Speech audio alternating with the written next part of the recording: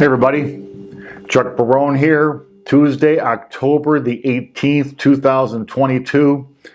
Is it me or is this month seeming to go by really, really fast? Wow, it seems like it was just the first of the month. And here we are already at the 18th. Time just going by quick.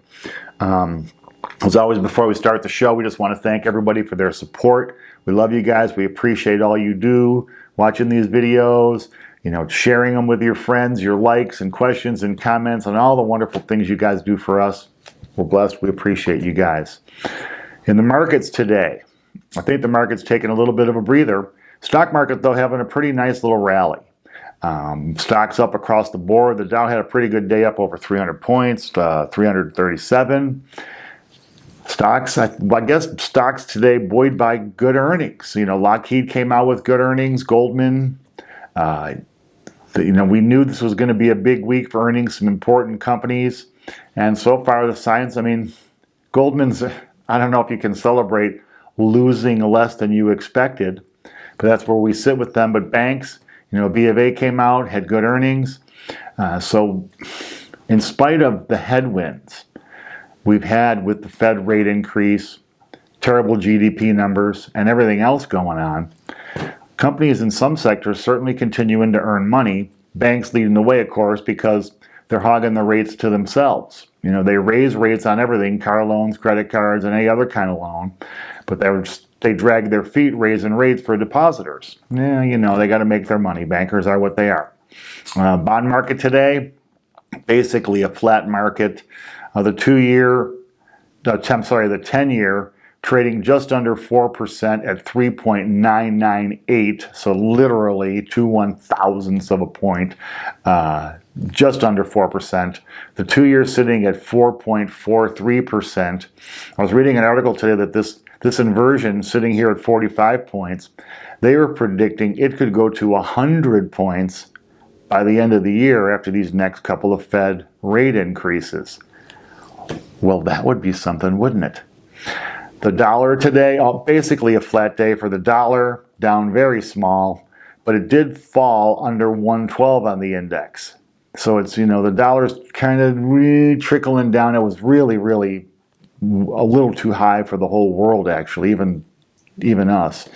So dollar coming back down to earth, but in a very, very slow way. Metals, it was the dollar down. Metals eke out a small gain today. Gold sitting at $1,652 per ounce, up $2. Silver, $18.83 per ounce, up 8 cents today. Metals are holding their own. I'm really happy with the way things are going in the metals market. This dollar should really have knocked these prices down quite a bit more than it has. So it's nice to see metals, even though they're down, hanging in there in the face of this dollar and these rate increases. Oil market, this one's the one that really surprises me. So OPEC comes out. They decide they're going to reduce their production to try to raise prices. They got a real quick jump in the market as everybody kind of digested that quickly without actually digging into the nuts and bolts of it. Well, now that they have, guess what? Oil just been doing nothing but going down ever since. It sits today at $83.55 for a barrel of West Texas Intermediate, down 2% today. It's been just going down by big numbers. Now it's back in that 80 to 85 trough it was in for a long time.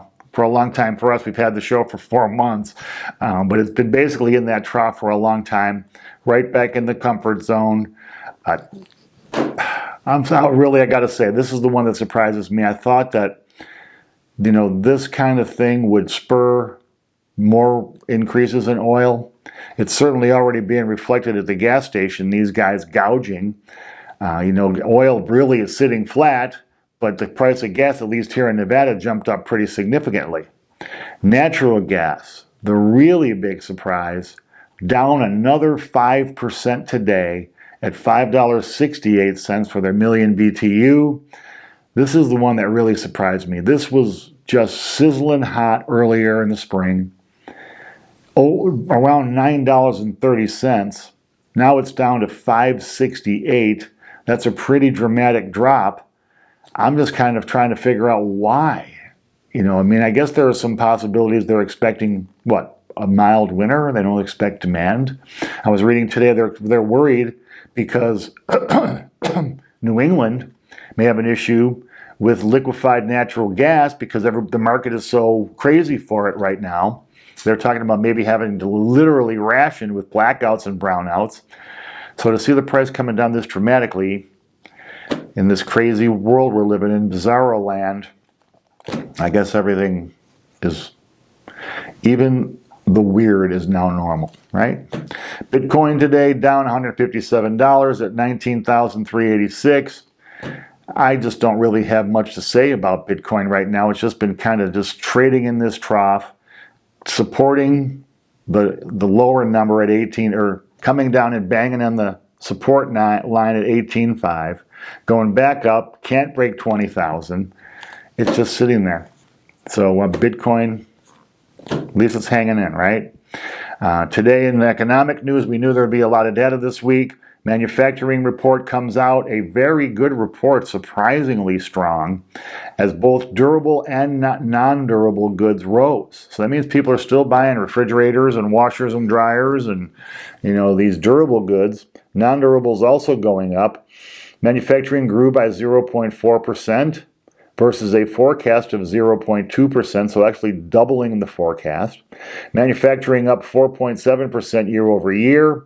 So in the face of interest rates going up, because a lot of people finance, especially durable goods, washers and dryers and refrigerators are very expensive these days, as you all know. Even in the face of rates going up and financing durable goods, sales are going. Also today, in that same report, capacity utilization rose to 80.3% on the index. So this is another manufacturing surprise. Manufacturing is certainly holding its own right now. Surprisingly, we have, I think, really what the Fed has done with their rate increases to the economy so far. They haven't done jack to inflation. We know that. The numbers are still well above 8%. They haven't really cooled the economy down at all, as evidenced by manufacturing and sales numbers. They haven't reduced employment. We'll get a report later this week on initial jobless claims, but employment's just remained red hot. The only thing that looks like they've managed to do so far is crash the real estate market, which is what I do for a living. Yay, Fed, we love you. So manufacturing rocket and rolling. Now, speaking of real estate, we got the builder sentiment report today. Down again, literally collapsing. Builders they understand where this real estate market is. This is the 10th straight month of declines in builder sentiment. Bloomberg today comes out. These guys, it's nice to see. If you look at the mainstream media now, especially the mainstream financial media, Bloomberg, CNBC, Fox, and the rest, they're finally catching up with what we've been saying for the last 4 months. So it's nice to see they're finally catching up to us. Bloomberg Economics comes out today. It said a recession is a 100% probability in the next 12 months. I guess Bloomberg's going to ignore the 2 consecutive quarters of GDP decline, which is a typical signal we're already in a recession. GDP is going to grow this third quarter, which is going to really kind of really jostle everything around again. And they'll come out. Everybody knows this is going to happen. I've been reporting it on the show. The Atlanta Fed tracker showing it. But the market's going to act so very surprised by it. Mark my words. This market and this world we're living in, guys, there's no rhyme or reason to it. I've been begging, pleading, please be careful with your money, guys. Cash is going to be king again, believe it. And obviously, the more you have, the better. But this is not the time to take flyers. This is not the time to be taking any risk at all with your money. This is the time to really hunker down and save as much as you possibly can to prepare for the worst. This recession, either it's going to be a really crappy, horrible recession, or it's just going to be one of these weird ones where real estate gets tanked and not much else. I think the Fed understands they have to cause this recession to bring inflation down. This recession is going to have to bring unemployment up, so you know that's going to be an ugly one. But guess what? Even with rates rising as fast as they have, scaring the crap out of everybody, they haven't done jack. I mean, they have not worked, which tells us we know that the rates themselves are not going to lower inflation. It's the recession that those higher rates bring on that brings prices down.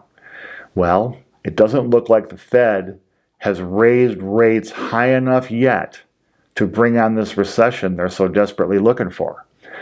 They're going to deny it on the media and to everybody's face that they're looking for a recession, but the fact is very simple. It's what the Fed needs right now.